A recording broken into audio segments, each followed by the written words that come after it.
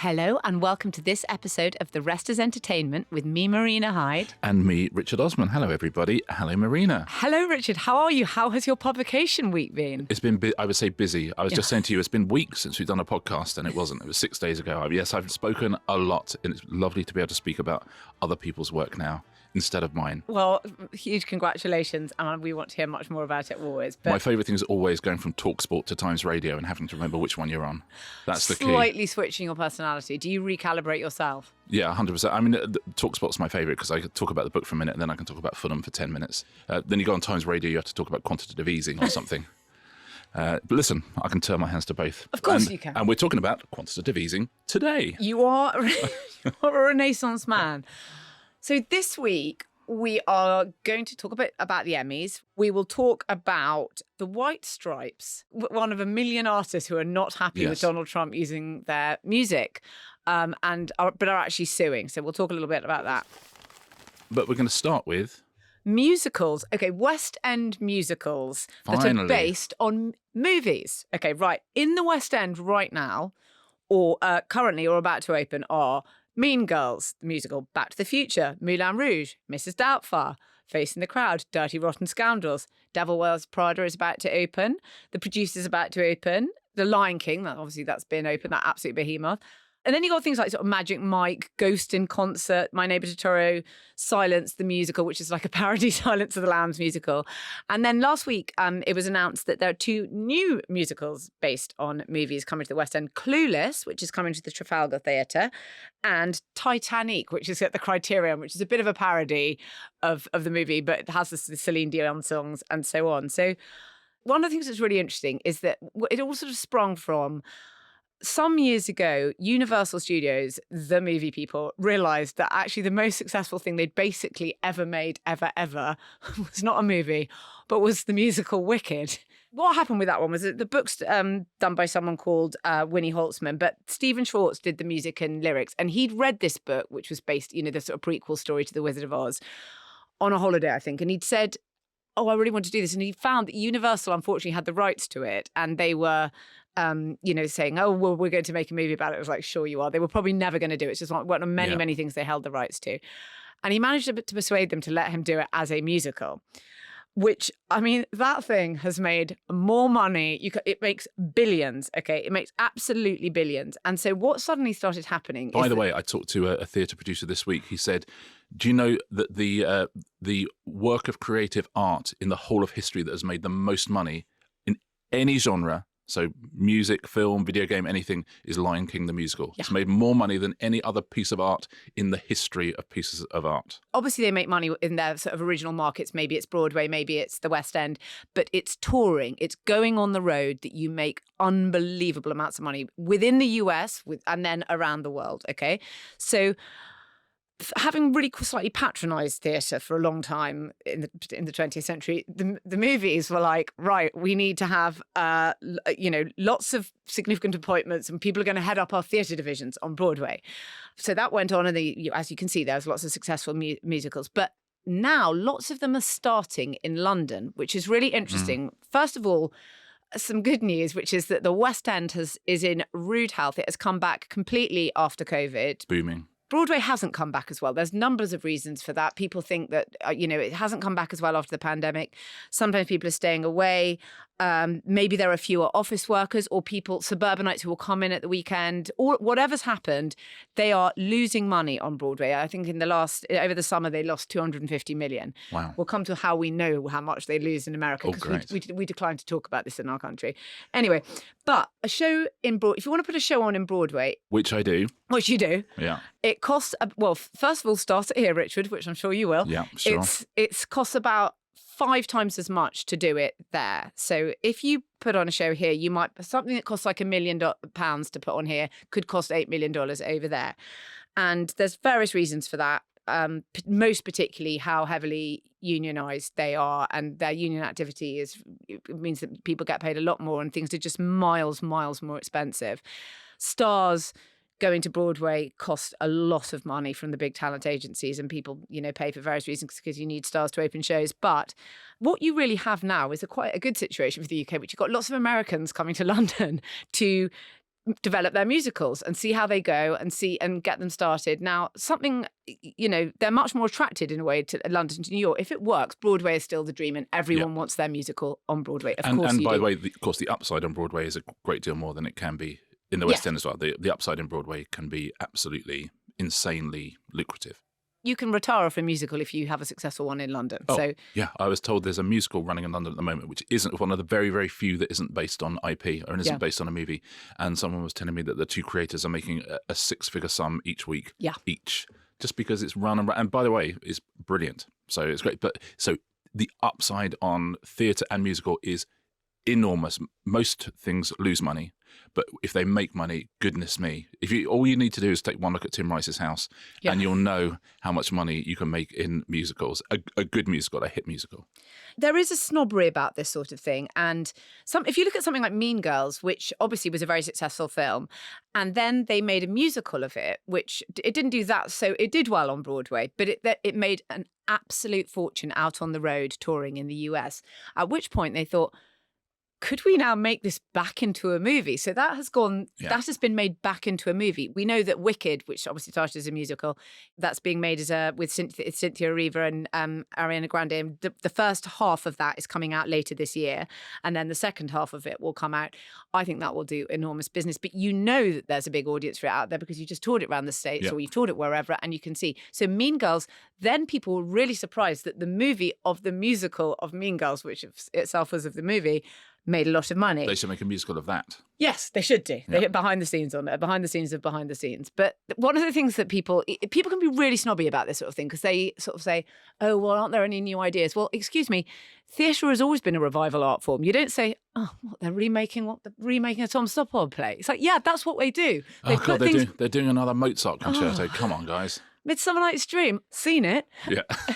Quite clearly, they are different properties because you're not remaking Mean Girls when you're remaking the movie of that. It's something else. There's been some sort of sublimation. Something else has happened to it and it's become a different thing.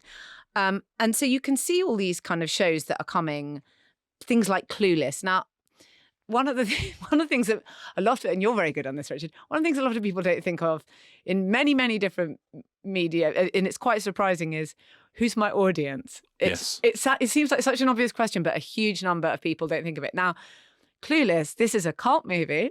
It's particularly cult amongst like Gen X and even a bit older than that. People who now have the money or people who go to theatres, women demographic, lots and lots of things say to me that will be a hit. Yeah. But there is still a snobbery about all of this, a mega snobbery in the West End. We don't know anything about like how much British theatres make because unlike Broadway, which publishes the grosses every week, this is how we know they're $250 million down. There is no publication of it. So if anyone's saying, oh, well, my musical's doing better than anyone else's, it's hard for that to be a kind of great thing on a poster because we don't know what anyone else's is. So we have nothing to compare it with. But I think the issue, so there's not a snobbery thing, but there's definitely a thing which is the West End has a limited number of theatres. Yeah. As you say, none of them are currently dark because there's always something to fill them, but there's not that many of them. And we're in a position now where some theatre producers would say every single theatre has got a musical in it, and almost all of those come from existing IP. They all come from movies. So you're seeing almost kind of half of the theatres that are available putting on a play that is something to do with IP. And people might think that that's unhealthy for the theatre ecosystem in London. I was talking to a theatre producer this week who was saying to me, there's a real difference between US theatre critics and UK theatre critics, which is that US theatre critics are at least notionally interested and in the business and numerate, and they understand things that are making money and not. And there's not some sort of embarrassment and it's frightfully infradig and you should only be talking about the art. They are interested in things as successes and what that indicates, and financial success is obviously part of that because it's all got to work. Well, that's the fascinating thing. We talked about the upside of theatre, and we talked a little bit about how much it costs, and this is why this IP thing has gone absolutely crazy and is going to keep going crazy. I talked to a lovely guy called John O'Farrell. He's one of our finest comedy writers, been around for years, used to write Have I Got News for You and all sorts of things, and a few years ago turned his hands to writing musicals. Like anything John does, he turns his hand to it brilliantly. So he did a big show on Broadway called Something Rotten with the Kirkpatrick brothers, which ran for 2 years. And he said it didn't quite sort of get over that bit where you think, oh my God, this is running forever and we're making millions upon millions. And he said he would go down to Times Square, to the ticket booth, the TKTS booth on Times Square, and he would just see lines of tourists, and they were all just looking at the board, and they'd see his thing, Something Rotten, which is sort of based on Shakespeare, early days of Shakespeare, and go, oh, I don't really know what that is. And then they would see Legally Blonde and go, well, we do know what that is. And he said, just every person in the queue was looking up the thing, just going, oh, let's go and see the thing that we've heard of. Because it's $150 a ticket, and there's 4 of them. It's not something you're going to take a chance on. You're happy to pick up a paperback, aren't you, in a shop for, £7 because you can buy another one, but $600 you have to have something that you've already heard of. And so someone came to him after Something Rotten, which by the way now has an incredible life in American schools, but virtually every school in America has done a production like a sort of horrible Something histories Rotten type thing. But, it's an educational and brilliant, which they make a lot of money from. I mean, it's ribbed, there's a lot of money in it. So someone came to him and said, well, would you do Mrs. Doubtfire the musical? And of course his response was yes, because I've just done this musical which takes so much out of you. It's so difficult to do, so expensive to put on. I mean, an eye-watering amount of money to put on, and even after 2 years is not really turning a massive profit. So yes, I will do the thing that when I go down to that ticket queue, everyone's going to go, oh, it's Mrs. Doubtfire. Let's go and see that. And so that's been 2 years in the West End now, and is doing very well. But it's fascinating about the process because, of course, Fox, who are now Disney. Of course, they want Mrs. Doubtfire in the theatres. I think they suggested Night at the Museum first. Yeah. And John's like, I don't know. They said Mrs. Doubtfire. He went, oh, yeah, absolutely.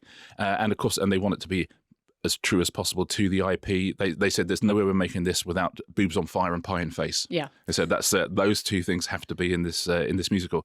And so if you are a creative in that industry, for every show like Hamilton or Six or these things or Operation Mincemeat that really do fly, just most of them don't. And you can't keep putting $5 million, $8 million, $10 million into things that fail. And you'd rather put $3 million, $5 million, $8 million into something that, even if it doesn't absolutely set the world alight, is probably not going to lose you a huge amount of money. So it feels like it's something that's here to stay, this thing, because of the high operating costs of putting on a play. It's a gamble. It's a real gamble. And actually, it's interesting thinking who backs theatre other than the studios. Obviously, the studios for a long time actually felt that theatre, I was talking to one producer this week who said they thought that the theatre was a place of skullduggery and that they were always going to kind of rip you off.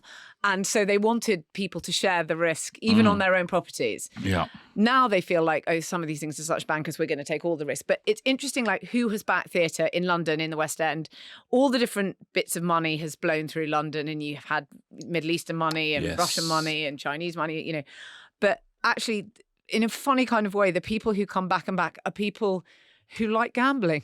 Yeah, yeah. They are people who like betting on stuff. Yeah. And because you've got to like losing, or you've got to be comfortable with losing. You have to a bit like show business, but also like a bet. And you should. And people, if you don't like show business, then you're going to just be angrier that you lost money, because it's like, people like watching racing. Yeah. And that's why they'll bet on it.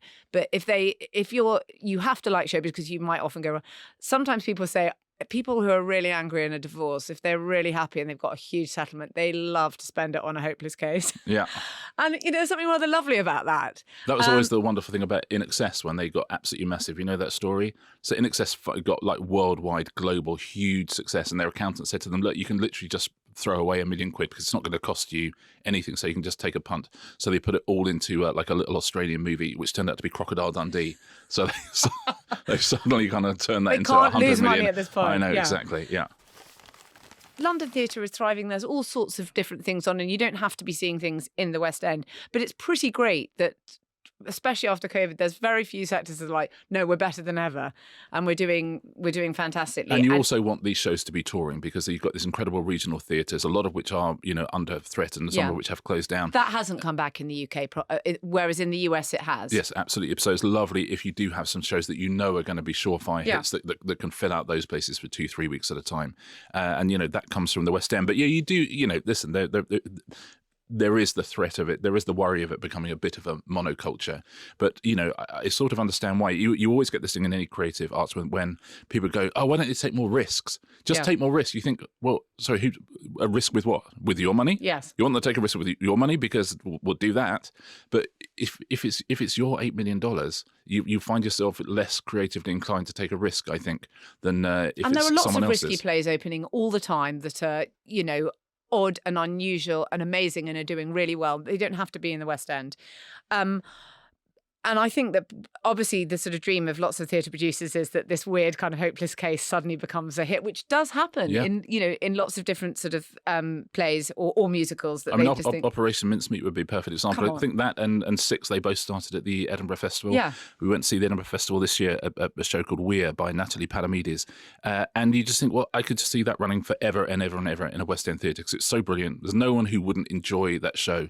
It's already there. It's already written. You can see the audience reaction to it. So, these shows can come from somewhere, but I think it's hard if you are just straight off sitting at home around a piano with a friend thinking we're going to write a musical about Dr. Bernardo.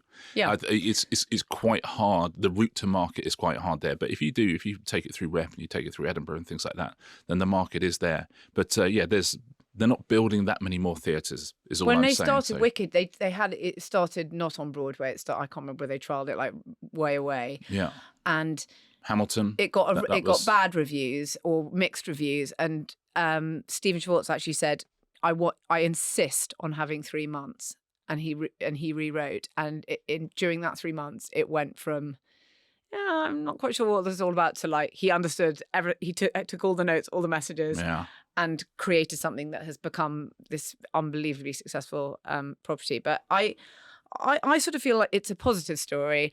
It's interesting because those London versions of those shows are the ones they tour because for obvious reasons, as I say, if it costs 5 times as much to do it on Broadway, then so people are trying things out in London and then they're taking those versions of the shows on the road all over the world, everywhere, China, South Korea, these places are huge for touring.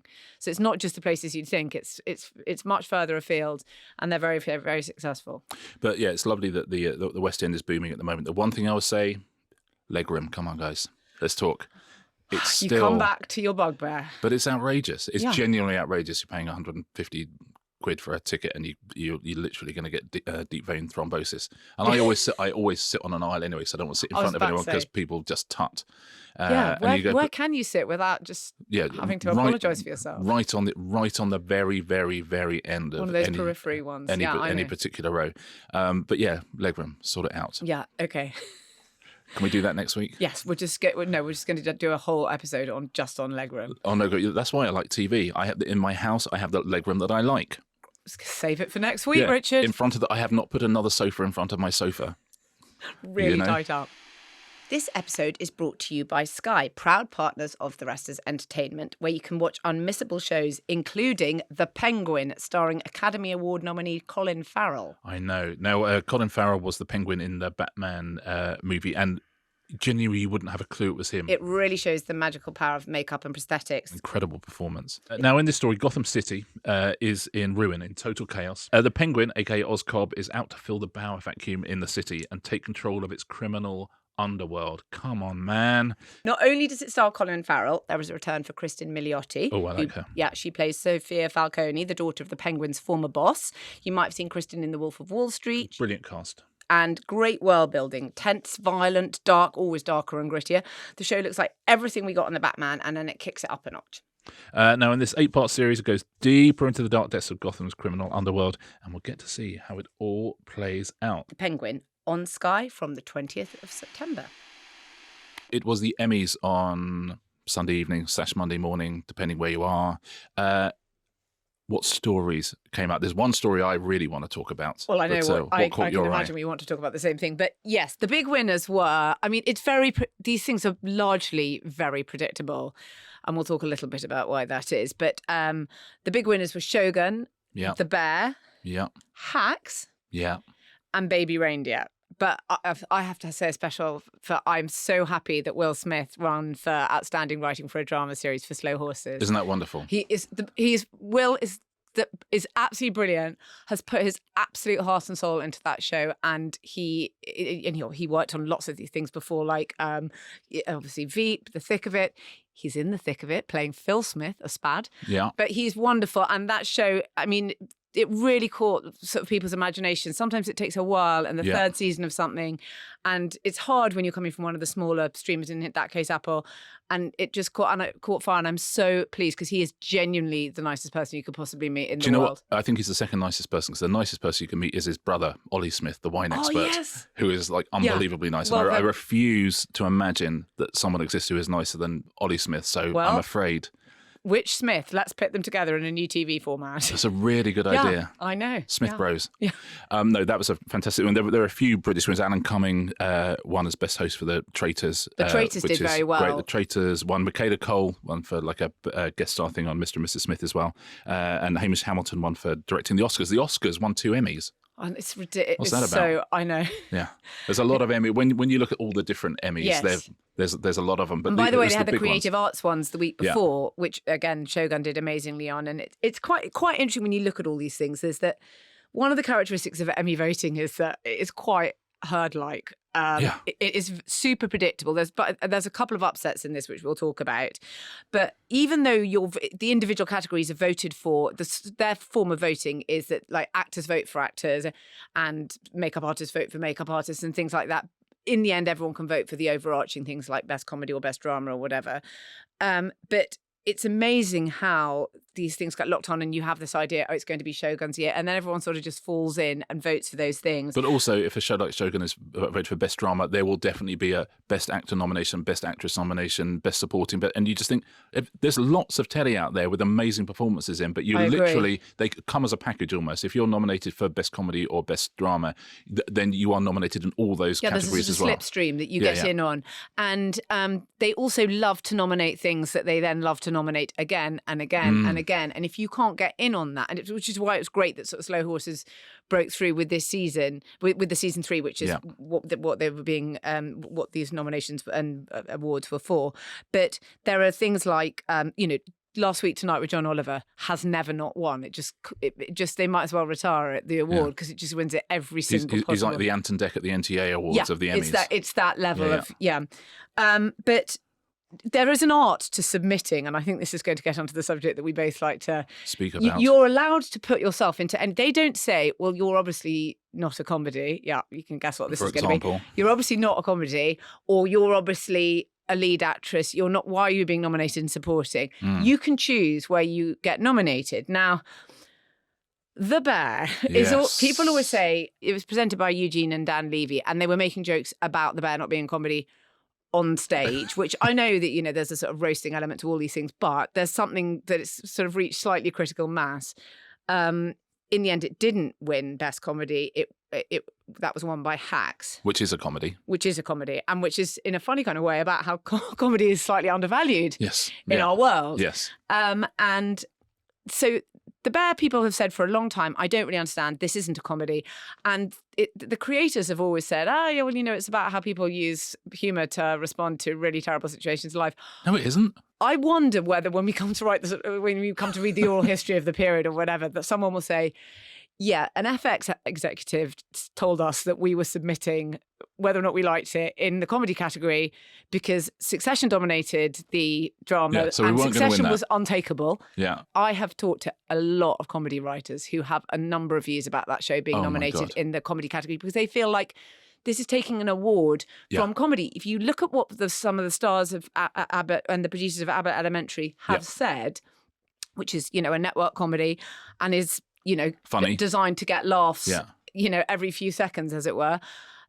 They're not thrilled that The Bear, which they think, and I think actually is a drama, is taking a comedy prize because there aren't that many. And there's always that I'm talking about. I mean, I know we're talking a lot about snobbish this week, but there is a massive snobbishness about comedy. Correct. And the Prestige Award is the drama award, and comedy is just this thing that's like, Oh, that's easy. Yeah. Oh, comedy, this is just jokes. Which I don't agree with, No. and I think that's been pretty hard for a lot of people in that category. So it's nominated for that. It's won it before. It didn't win this year because of Hacks. Jeremy Allen White won Best Comedy Actor. Right. Yes. Okay. Now, listen. So The Bear, it's not darkly comic. No. Right? It is not comic at all. And he's brilliant. This is no shade on him. It's a not brilliant up show. to him probably it's amazing. Not up to him what but category. what it is incredibly traumatic as a show. And it's so traumatic it's funny. Yeah. Or it's traumatic because we're making some ironic point which actually shows that we understand the world and we're shining a light on it, which makes it comic. It is just traumatic and a brilliant drama, and he is absolutely brilliant in it. He has not done a single joke in any season of that show. He just doesn't. And yet he's just won Best Comedy Actor. And the thing is, as you say, the people who vote for these things, in the world, I don't know what number you put on this, maybe 30% of people don't have a sense of humour. Yeah. They just don't have it. And that's absolutely fine. This is a great take. But it's absolutely fine not to have a sense of humour, okay? Some people, we all have different things, right? But that means that fully 30% of the people voting in that category are looking down the whole thing and going, well, Abbott Elementary, no, I don't understand what there seems to be a lot of misunderstanding in that and people not saying exactly what they mean, and looking down to Hacks and going, well, I saw it, but I thought it was a documentary about Hollywood, but then I saw something that never would have happened. It was almost like sort of comic. And then they go, oh, the bear, oh, yes, actually, that was very good. And so you've immediately got the 30% of people who don't want to vote for a comedy are voting for it. So of course it wins. And I just think that it is completely outrageous. Comedy is a specific group of people doing a very specific thing for a very specific reason. Hard. And it is really, really difficult. And by the way, you can make a comedy that doesn't get any laughs. You can make a comedy, but at the end, you're kind of going, you know what, that was really funny. Or you make a comedy that makes people laugh throughout. The Bear, and again, we have to reiterate, it is a brilliant piece of television. Show. It's brilliantly brilliant. written. The cast is incredible. The directing is incredible. It is a great piece of work. It is not in any way, shape, or form a comedy, and it is stealing awards from actual comedy. Stick it in the drama. We would have won drama this year, I suspect. Because people absolutely love it. It's great. But they could quite happily run it in a different category next year, but won't. But why not make it best live sports event? Yeah. I mean, literally just go for it, because people would still vote for it because they go, oh, the Super Bowl. I sort of enjoyed it. Oh, the Bear. I loved the Bear. Yeah. But yeah, listen, if you're comedy people, you don't win Oscars. People look down on it. It's not seen as a great art form, whereas I would say it's one of the greatest art forms there is. And for this to be in that category, I think is adds insult to injury. It also makes your award ceremony look like something that people are gaming. Yeah. It makes and I actually think that despite whether or not they were very clever and decided to put it in this category a while ago, because it was while Succession was still being garlanded every year, who knows? Maybe we'll know one day, and maybe we won't. It's not what they say. But the Bears' third season, which, to use a euphemism, is divisive. a lot of people hated it. It was out while people were making those, were voting, basically. Yeah. And so maybe Hacks did well, but people also say, oh, Hacks has run an absolutely brilliant campaign. And you forget with all these things that it's so political, and you are working like a candidate. If you're even a writer, and I'm having spoken to various different writers involved in these things, there's so much politics around you. You're working like a candidate. You've got to do all these different things, and people have got to head off these criticisms you're showing on that, and they've got to, flan up some other bit of what you've done well.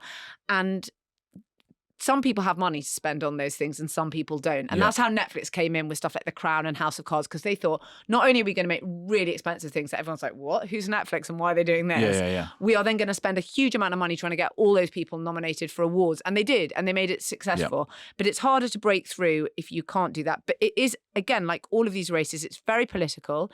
And then also you have to look at the demographics, just because of the nature of the Television Academy. Like HBO have a lot of voters, and they have a lot of people who've been in shows, and they, you have all these kind of, it's not a perfect process by any means, but I do think that there's something very interesting about The Bear that this year finally kind of perhaps broke in that thing where people are just saying, actually, this is ridiculous. I would be shocked if it wins a Best Comedy Award in any of the nominations next year. You can't keep doing it. It's an impossibility. And again, it reflects badly on them, because it's a great show.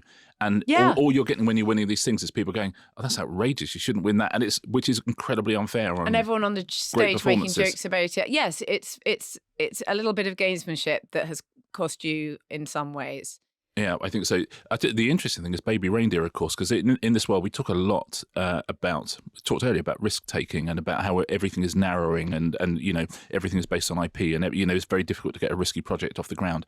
And Baby Reindeer was sort of in the last gasp of the previous regime at Netflix where they were taking chances on people, and it's really paid off. I mean, it won best limited series, won Richard Gadd, won best writer, best actor Jessica Gunning. I was delighted to see one best actress as well.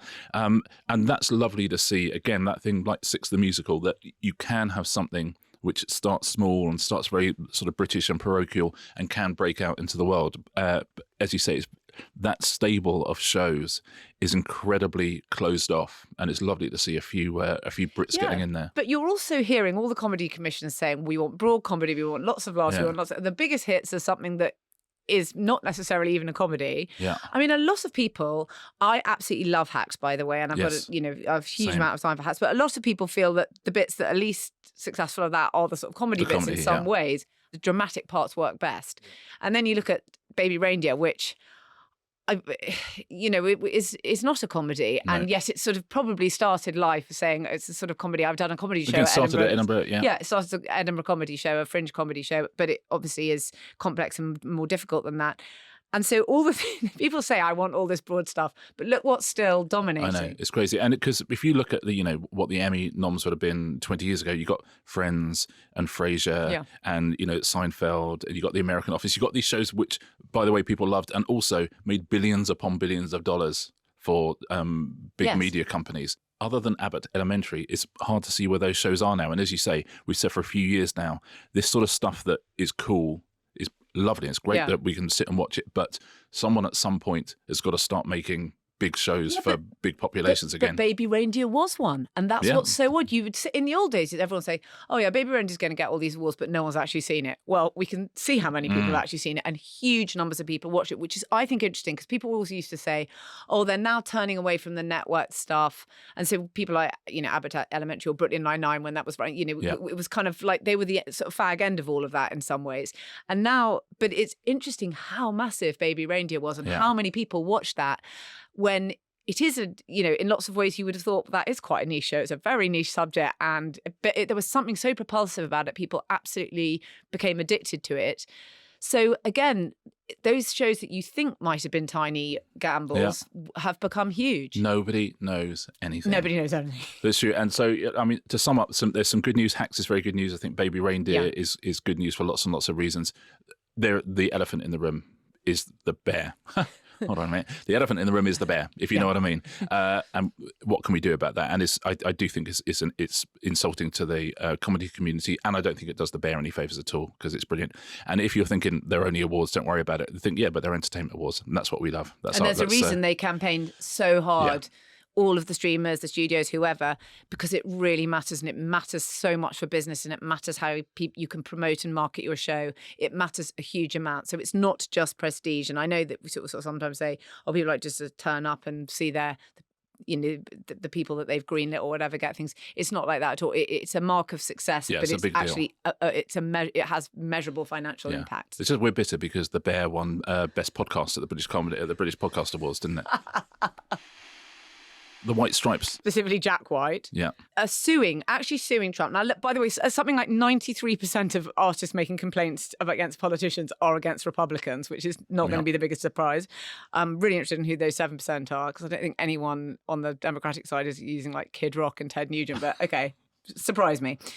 There's a huge list of people who have complained. Everyone from the surviving Beatles, Adele, Beyonce, Pavarotti. Panic at the Disco.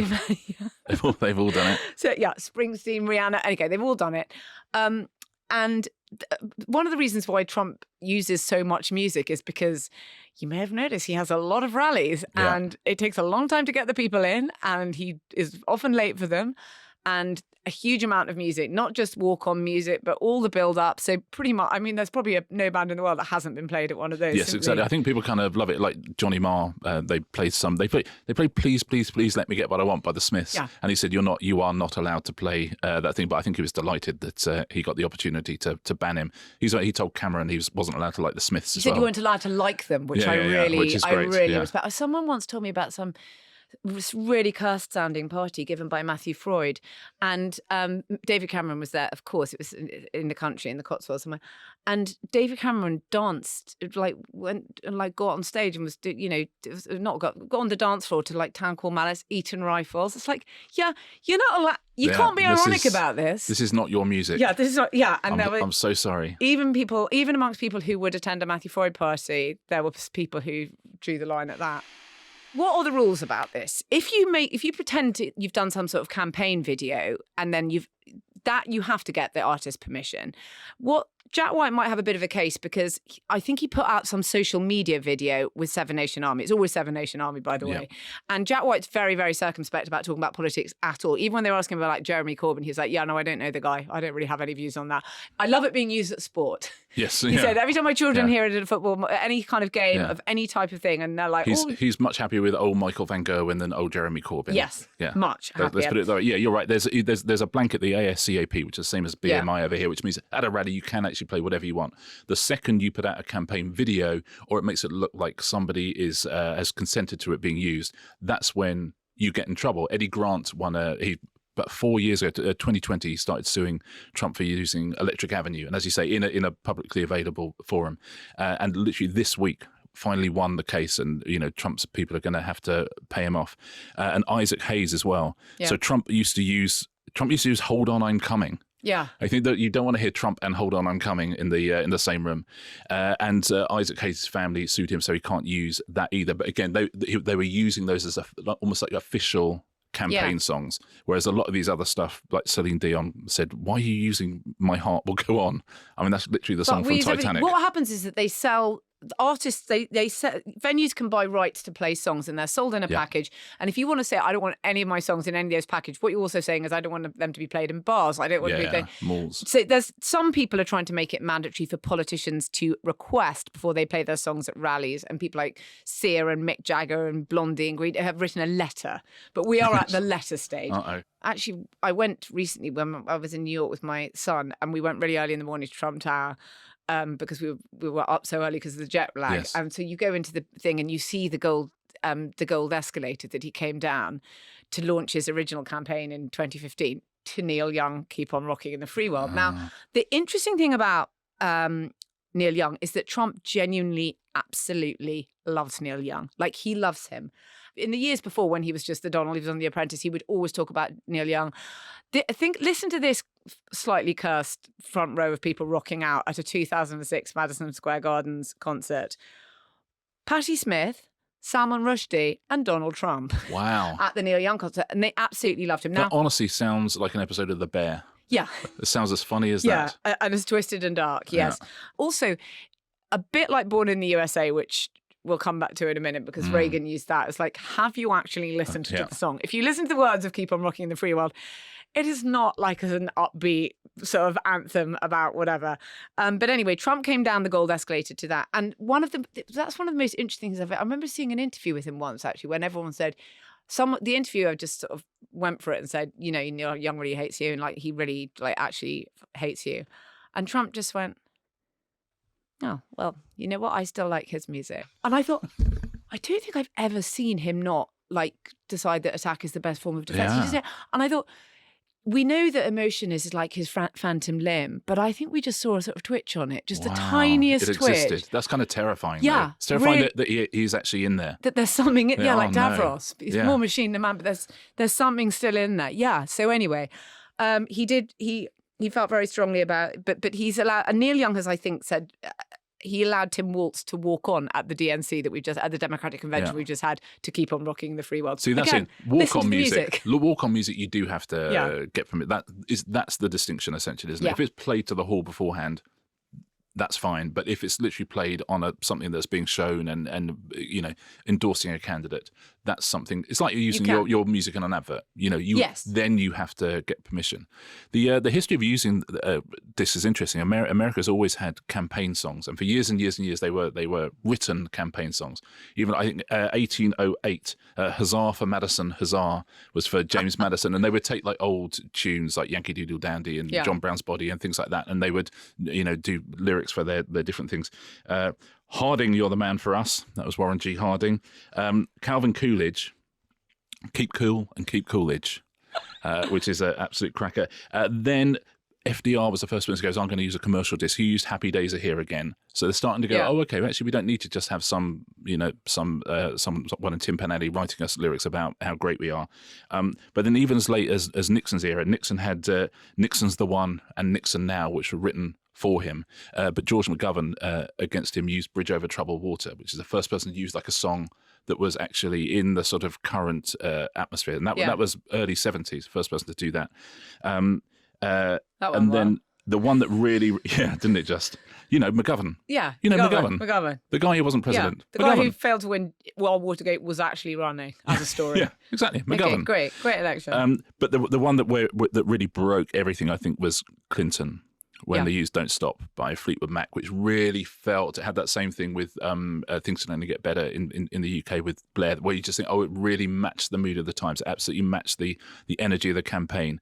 And that's when, from now on, the campaign song is such a huge deal, which is why people, get exercised when people use the wrong ones.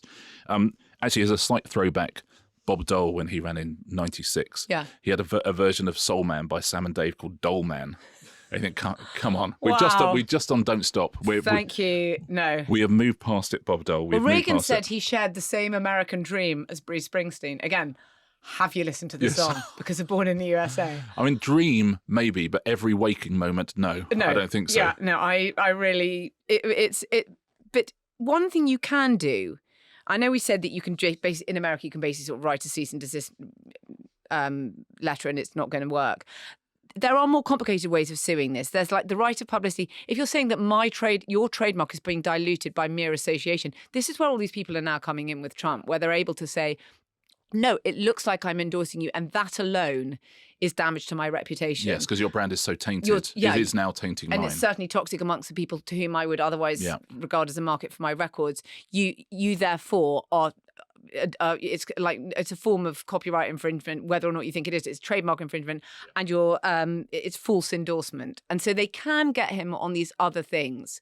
And I think that's where you're starting, because Jack White, by the way, has been complaining about this since 2016. It's only now that he's suing. Yeah. Well, same as Eddie Grant. So Eddie Grant's been 4 years that's been going through the courts, and it's literally just finally this week it's been. So you would think that there might be like a little deluge of those things at the moment. And this year, of course, Kamala Harris, Freedom by Beyonce. Yeah. That's again, it might be one of those ones that captures the mood of the times. It might be, but I still think that I wouldn't sue, because it's first of all, there's always a law. I just think never litigate. Yes. And second of all, you're suing a campaign. They've got lots of money, obviously lots of other people's money. I'll tell you this for a fact. I know you're saying that, but if we're watching the next Trump rally on TV, and just as he's coming on, you hear go, "Hi, I'm Marina Hyde. Welcome to the questions and answers edition of The Rest is Entertainment." You would be like, "I'm suing. I can't have that."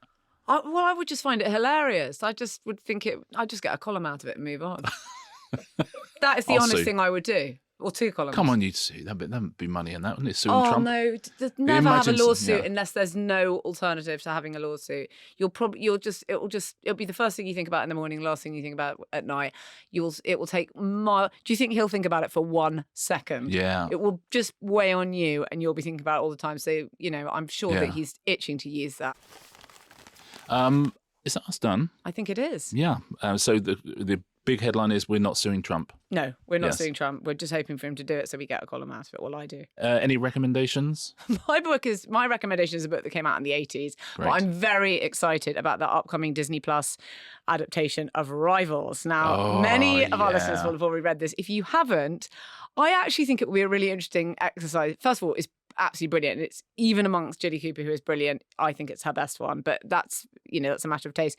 But I like all her big books rather than the sort of small individual character books. It's got a huge cast of characters. I'm fascinated. I haven't seen any of it yet, and I'm going to a screening of Rivals tomorrow night. Oh, we will be talking about Rivals. Oh, we're going to be talking about Rivals, believe you me. Tennant, Dyer. Yeah. They're all in it. Anyway, I'm going to a screening of that tomorrow night, and I think it's really interesting to sort of reread it if you haven't or if you read it if you haven't read it, and then watch it and see how they've managed to do that. Because for so long, people thought it was sort of unfilmable for a number of reasons we'll talk about when we... But the recommendation is read the novel. Read Rivals by Judy Cooper. Judy Cooper will royally entertain you. She's hilarious. Really it's brilliant social observation. Everything. It's a real sort of mood piece of the 80s, but it's very current today. And it's, you know, it's got lots of great love stories and lots of great sex stories. So, you know, Excellent. It's got the lot. It's got the lot. On Which Bombshell, maybe we'll see each other on Thursday? Yes, please do keep sending your questions in. The address is therestisentertainment@gmail.com. And we'll see you on Thursday. See you on Thursday. Bye, everyone.